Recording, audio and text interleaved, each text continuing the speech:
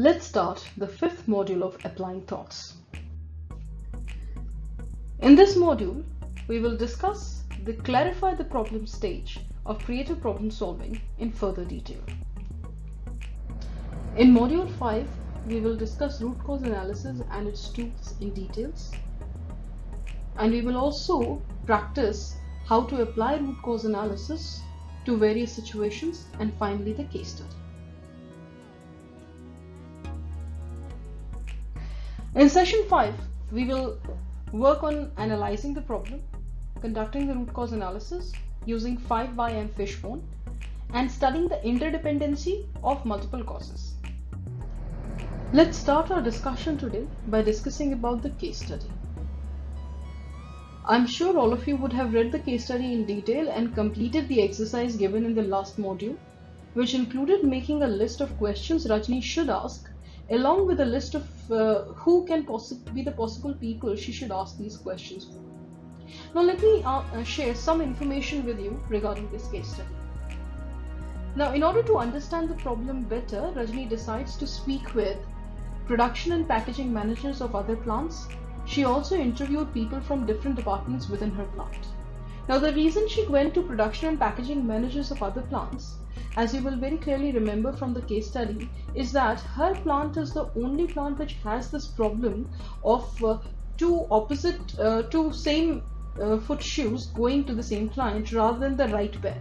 So talking to the other packaging and production managers will help her understand what is it that the other plants are doing because of which they are not facing this problem of wrong pair of shoes going to the wrong client.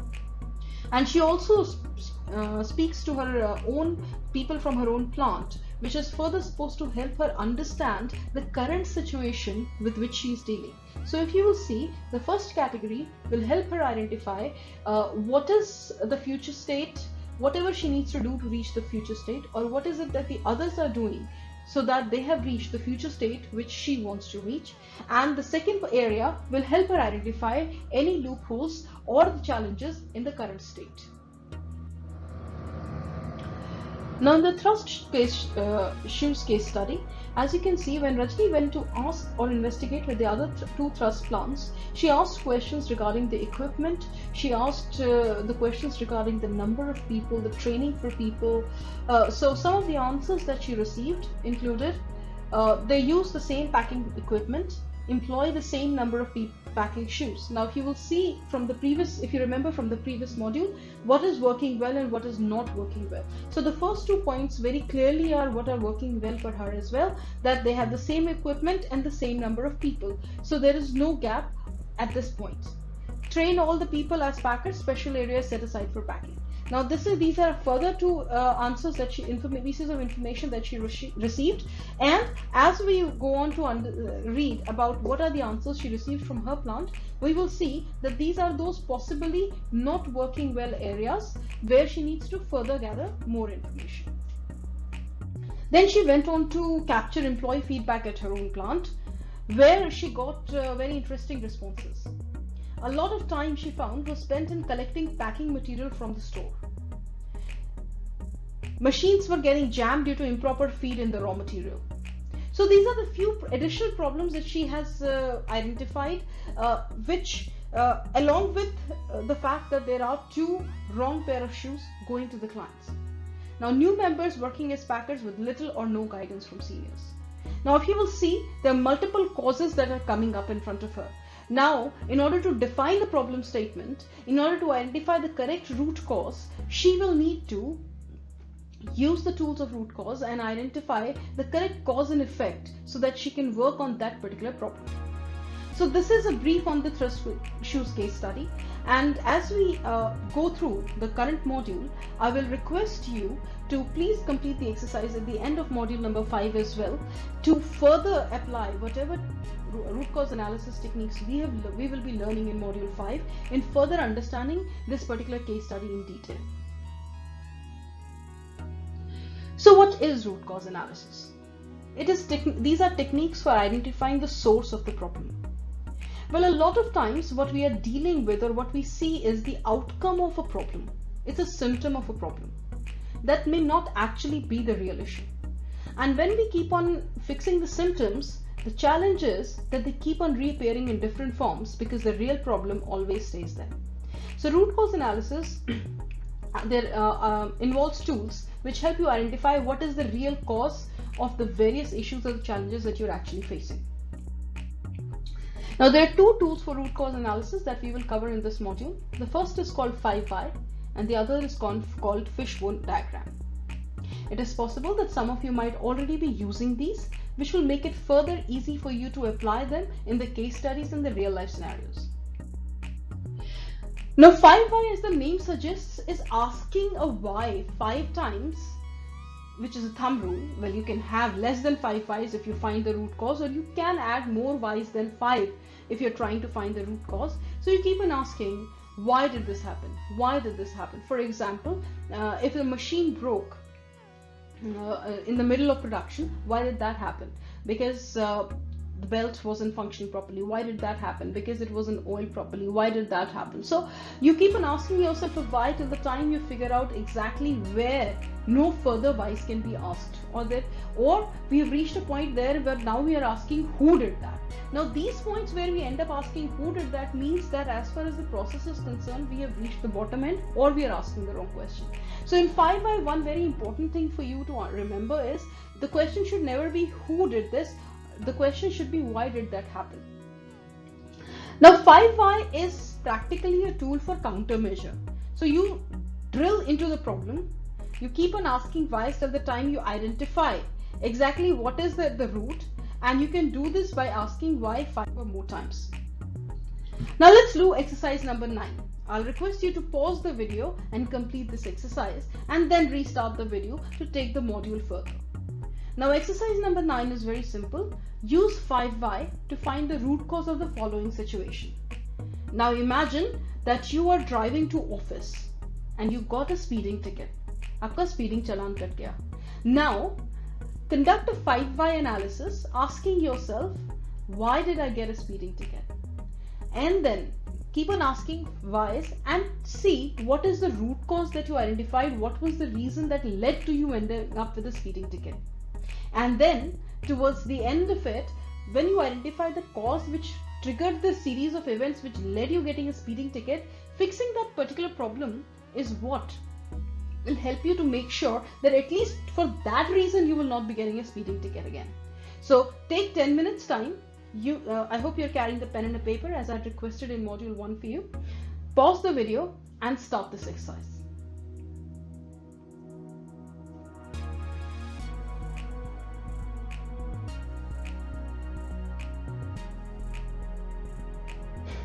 I hope you enjoyed the exercise. What you're seeing on your screen are is one of the interpretations, is one of the 5Y process lists that I'm showing you. In my experience, whenever I do this particular exercise with the participants in my workshop, I get very interesting answers. Of course, one of the common ones is that I got up late because my alarm didn't work, so I forgot to replace them. So countermeasure would be get an alarm clock that plugs into the mains, or even replace the batteries at set intervals before they run out so you're up on time. Well, this is one of the simple ones. The most interesting ones I get is because I was partying late night, because I had a fight at home last night. So multiple reasons people come up with. Now another thing that you need to understand is that what is the first why you have asked. Now the first why can be, why was I speeding? And usually this is where people start asking this question. Most of the participants start asking the question, why did I get a speeding ticket? So they assume that they were speeding and that is why they got the speeding ticket. So the first question they ask themselves is, why was I speeding? And from there the why analysis starts. Now here do you see the challenge caused due to an assumption. The moment I say, why was I speeding? Now I'm assuming that I'm speeding, and the very first assumption takes away the possibility of any other root cause that I could have identified. The first question should not be, why were you speeding? The first question should be, why did you get a speeding ticket? The moment you ask this question, now there are multiple possibilities. One of the possibilities is because I was speeding. The other possibility could be because I was not speeding.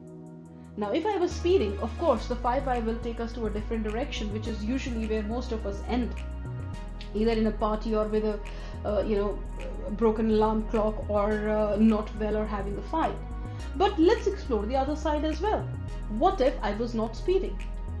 Now things become interesting. If I was not speeding, why would I get a speeding ticket? Now further, could be that the speedometer was broken. Okay, why was the speedometer broken? Now the moment I ask this question, this goes beyond my purview of influence, so it kind of ends here. Okay, what are the other possibilities that could be there? Why I wasn't speeding, but I got a speeding ticket? Why? Well, maybe my speedometer was broken. There is a possibility that I wasn't aware that I was speeding. I thought I wasn't speeding. If my speedometer is broken, then why was my speedometer broken? Well, I haven't really serviced my car in a long time, didn't really notice that. So you figure it out that fixing your speedometer, if the speed gun is absolutely fine, fixing your speedometer can make sure that you, at least because of this reason, will not get a speeding ticket next time. So when we are doing 5 why analysis, it's very important that you don't assume that a certain situation cannot happen or a certain problem is caused only due to a certain scenario. So this is why keeping your assumptions out of the picture is extremely critical. Otherwise, we will end up reaching only those root causes which we had assumed to begin with. So remove the assumptions and be absolutely open for all the options, not just why this happened, what if this didn't happen, then why would it happen? So you need to ask yourself, why did I get a speeding ticket? Because I was speeding, and there is also a possibility because I wasn't speeding. So ask the negative and positive, both the sides, and then go and detail from both in both the 5 whys. Go in detail using 5 whys in both the directions to see all the possibilities, to explore all the possibilities. I hope now this 5 why as a model is clear to you. Now the 5 why step by step is very simple. It is, first of all, invite all the affected people. As I have already shared in the beginning, that creative problem solving always works best when you're working with a team. So invite all the affected people, your team members, the people who are directly or indirectly involved in the process. Select a meeting leader. It's always good to have someone chair the meeting so that the discussion can stay focused and the person can act as a moderator if required. Ask why 5 times. As I already shared with you, 5 is a thumb rule. So if you reach a point before 5 and you realize there cannot be any other why beyond this, fine. And if required, you can go on further asking whys till the time you reach a point where you realize it cannot be further bifurcated into another possibility. Another one is assign responsibilities for solution. Remember, no blame game. But yes, in order to fix the countermeasure, we need to assign responsibility, who's going to do what. That's where implementation becomes extremely critical. And share the results with the entire team. What happens after fixing that countermeasure? After applying that countermeasure, exactly what is the result that you're looking at, or what is the real cause that you were able to identify through root cause analysis, should be shared by everyone involved should be shared with everyone involved in the process. Few things to remember in 5 why. It's not a blame game. Don't ask who, ask why. Use countermeasures rather than solutions. So countermeasure is not a solution, but it's a process of how you are going to fix a root cause. 5 why is a rule of thumb. Begin with a clear problem statement. So that's why in the previous module number 4, we learned how to design a problem statement. So in order to use 5 why, we need to have a very clear problem statement. Team A isn't getting its response time. Why is Team A not getting its response time targets? Why software release B resulted in too many rollback failures? So when you ask these questions, problem statements, doing 5 why becomes easier. Let's look at tool number 2, fishbone analysis. Now fishbone analysis is a cause and effect model of identifying the root cause, also known as Ishikawa diagram. But this one is something which can be used from multiple categories and further complex problems that you're dealing with, where the cause and effect may not be directly related to each other, and there can be multiple areas where there can be multiple domains where the cause may be coming. For example, if you will see the diagram on the screen, the problem statement is written right at the top, and as you can see, the structure of the entire model is in the form of a fish. So the blue areas that you can see are categories, and there are 6 categories that I'll show you, and you can add more categories depending on what kind of problem you're trying to resolve. And what you see as the arrows or the bones in between are actually those each category being further studied to identify what are the situations or causes that can cause problem in that category. So fishbone diagram is a structured brainstorming tool using categories to explore root causes for an undesirable effect. So as you can see on the screen, the effect is the missed deadline or any other problem that you're trying to identify the root cause. And in the cause section, where the bones of the entire or the body of the fish is, we look at some of the 6 common categories are measurement, material, method, environment, people, and machine. So for example, in material, squeaky desk chair could be one, out of pens, no print paper, unstable desk. In environment, noisy co-workers, office too cold, small cubicle, fluorescent lights. So what are the possible causes on each of the category that can result to the missed deadline or me not being able to complete my deadline?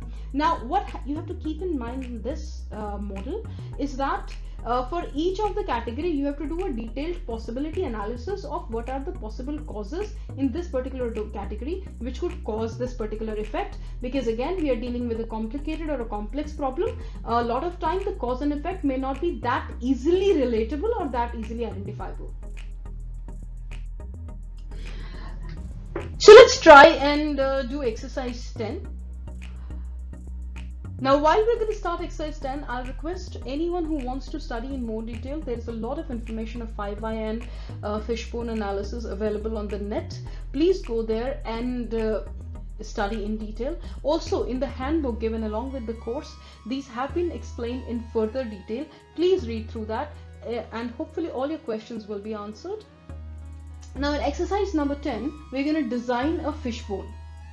So what will be the main potential causes for customers leaving a particular bank? Now imagine or assume that you are one of the board of directors of a bank and you want to minimize the customer defections.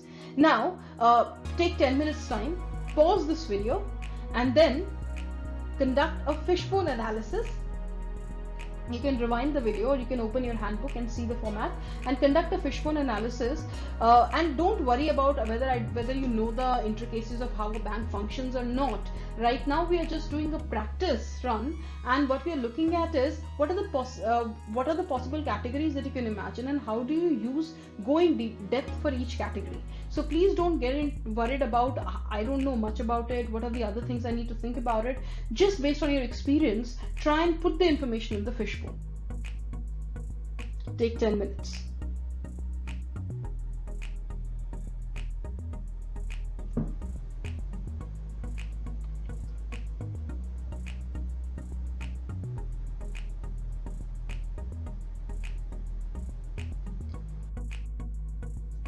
So hope you were able to design the fishbone analysis. I understand the information was limited, but as I described while you were trying to do the problem, that this is more of a practice run. The real fishbone we will design in the case study exercise. So customers leaving our bank. Here is a model answer. Now customer leaving is the problem. If you will remember, it's the mouth where we write the problem. The first is process. Process is too long. There is too much paperwork and people are leaving or defecting because of that. The other is product. You receive wrong information, they're receiving wrong information or limited services, so information process is not clear, the services can possibly be limited. So we are looking at possibilities rather than not just what is happening, what can possibly go wrong in this particular category. Now in the category of equipment, maybe the systems are down, the ATMs are broken, the machines are not working fine. In the people's category, there is a possibility that the branch is too crowded, or maybe the customer service is not up to the expectation of the people, or maybe the competition is providing better customer service than us. Right? So these are some of the causes that we can just brainstorm based on experience. So this is how you look at each of the categories and try to identify what are the possible things that can go wrong in each of the categories, and try to see is there any of these causes which is impacting the effect or which is impacting the problem. Now there is a possibility, because we are talking about complex problems, and there is a very high possibility that there can be multiple causes which are interdependent, and some cause leading to some effect which is causing some other effect which is eventually causing the actual problem or the problem which is visible to us. So identifying these interconnected interdependencies also becomes extremely important, and fishbone analysis helps you see these interdependencies very clearly. So let's move to exercise number 11. Now in exercise number 11, use the fishbone diagram to try and find out what the root cause of the problem is in the thirst shoes case study. You feel free to use the information that I have shared with you at the beginning of this video, and read the case study carefully all over again and see what other information can you find in the case study in addition to the information that I have provided you at the beginning of this module. Use this all information and then create a fishbone analysis.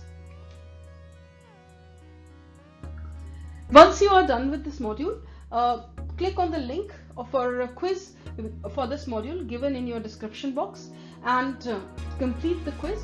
If there is any area or domain that you identify that you need to study, you need to review more, go back to this module, review this module as many times as you want, and also use your handbook and read the information relevant to this module in the root cause analysis section in detail. Once you feel you are ready to and you're clear with all the concepts being covered in this module, move on to the next one.